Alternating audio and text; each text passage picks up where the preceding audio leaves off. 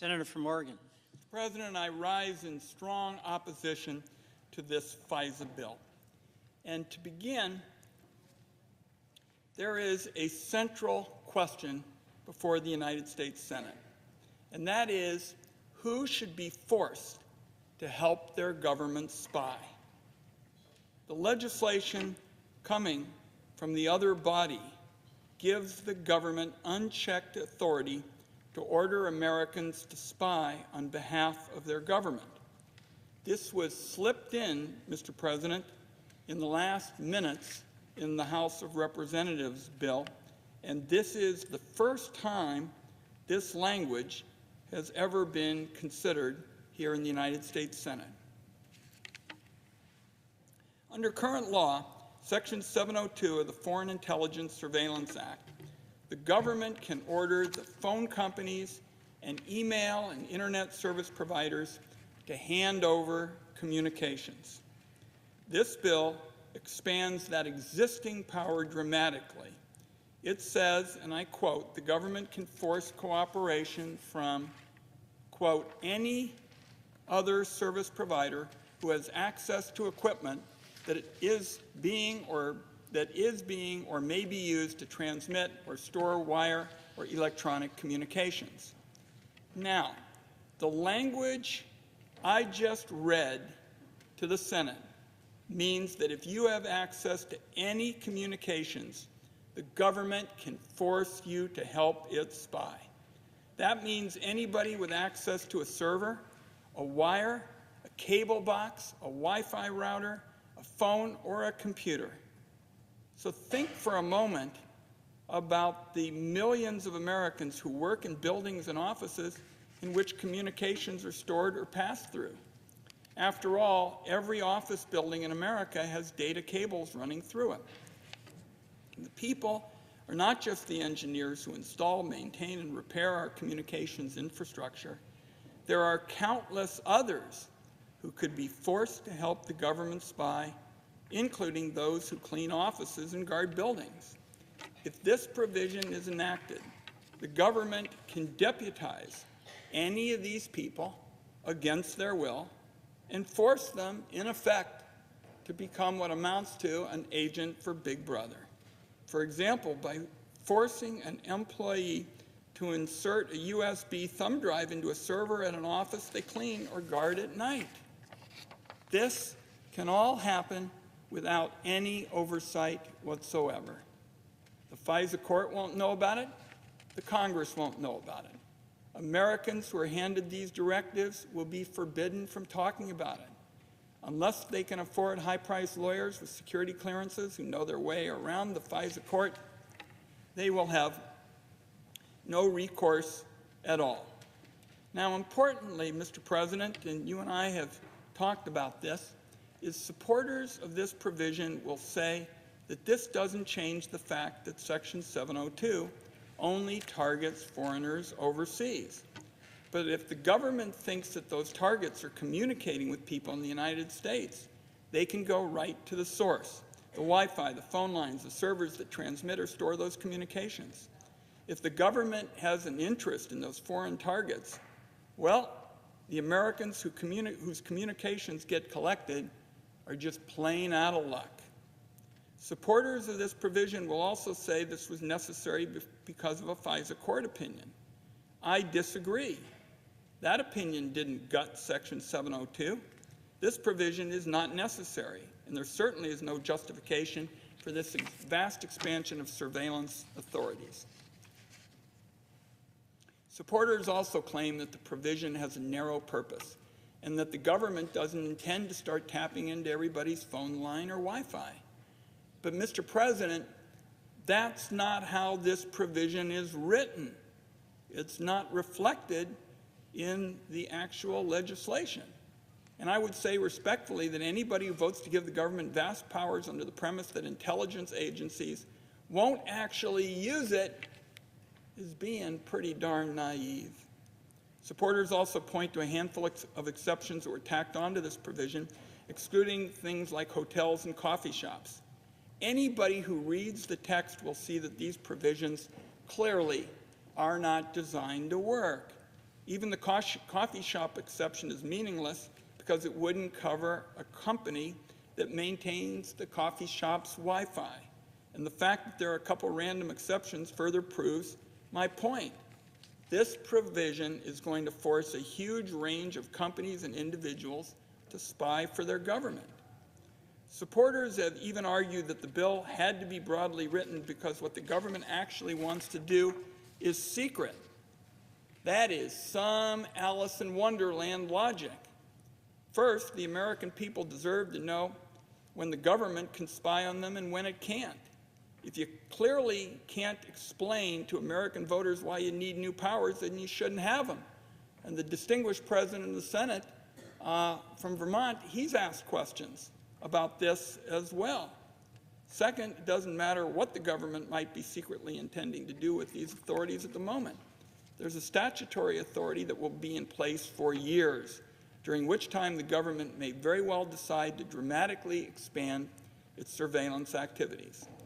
Now, some of my colleagues say they aren't worried about President Biden abusing these authorities. Well, last time I looked, the law applies to presidents regardless of their political power. Regardless of their position. In that case, how about President Trump? Imagine these authorities in his hands. If you're worried about having a president who lives to target vulnerable Americans, to pit Americans against each other, to find every conceivable way to punish perceived enemies, you ought to find this bill terrifying. The bill expands 702 authorities in other ways.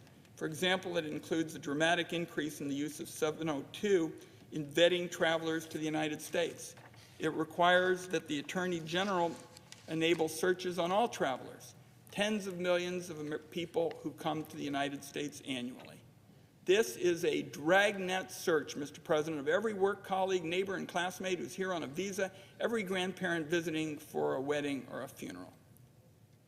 So what I've done in the last 10 or 12 minutes is point out these are just some of the ways in which this bill expands warrantless surveillance authorities.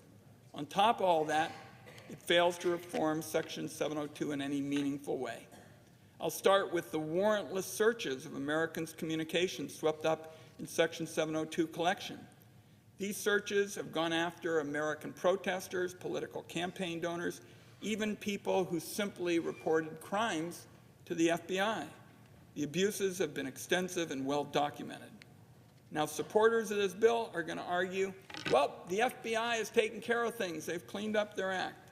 But even after the FBI made changes to its internal policies, abuses continued, including searches for a U.S. senator, a state judge who had complained to the FBI about police abuses. But the broader concern is that without checks and balances, there is nothing preventing a rapid increase of abuses after reauthorization. Supporters of this bill will say that it codifies the FBI's internal changes. But what I would say is without real checks and balances that are written into the law, what good are these changes? Reformers have put forward extremely modest, common-sense solutions. Warrants would not be required for all U.S. person searches. Reform proposals allow the government to see whether an American was communicating with foreign agents. A warrant is required only when the government wants to read the content of these communications, a situation that arises less than 2% of the time. Our provision also allows for emergency searches and has exceptions for imminent threats of death or injury, pre-existing law enforcement or FISA warrants, consent, and access to malware and cyber attacks. This modest reform should be debated and voted on in the Senate. Now, there are other common sense reforms to Section 702 that also aren't in this bill. For example, it doesn't protect Americans against reverse targeting. It doesn't protect the collection of domestic communications. Finally, the bill should have been an opportunity to pass meaningful protections for privacy from abusive government subpoenas targeted at the most vulnerable groups in society, including women, religious and racial minorities, and LGBTQ people. 15 states have now banned abortion, with more on the way. When states enforce bans on reproductive health access, They'll use everything from location data generated by connected cars in the smartphone in the patient's pocket to the Google search the patient used to find the reproductive health facility or online telemedicine service. All of that can be obtained without a court order. Congress needs to safeguard Americans' privacy, not give the president new surveillance powers. Congress has the time to draft comprehensive privacy and cybersecurity legislation, including a 702 reauthorization. My own view is Chairman Durbin's SAFE Act and my bipartisan bicameral Government Surveillance Reform Act are both bills that have support across the aisle, across the Capitol, and they're ready for consideration. Mr. President, I'm going to close with this. This chamber has the time to do the right thing. Senators do not need to rubber stamp a disastrous surveillance bill just because the Senate is once again considering it at the last possible moment. Once again, Mr. President, you can set your clock by it. The Senate considers FISA at the last possible moment. The FISA court recently renewed the court's annual 702 certifications, which authorize surveillance until April 2025. Let me repeat that, Mr. President. The FISA court recently renewed the court's annual 702 certifications, which authorize surveillance until April 2025.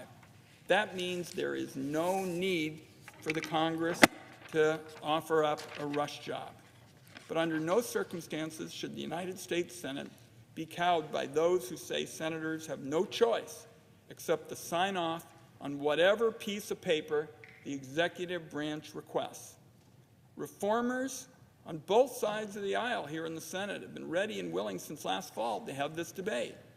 And yet the status quo crowd wouldn't pick up the phone until the last possible minute to ensure that this body wouldn't have time for anything but a last-second vote on what I believe is a dangerous bill.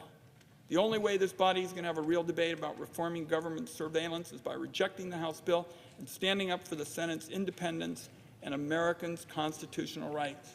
And as I have said on this floor before, Mr. President, and I think I'll do it throughout my time in public service, Ben Franklin got it right. Americans don't have to sacrifice liberty for security. The reality is, Mr. President, security and liberty aren't to be mutually exclusive. We can have both. The Congress has a duty to deliver a FISA law that does both, and I urge my colleagues to pursue exactly that. With that, Mr. President, I yield the floor.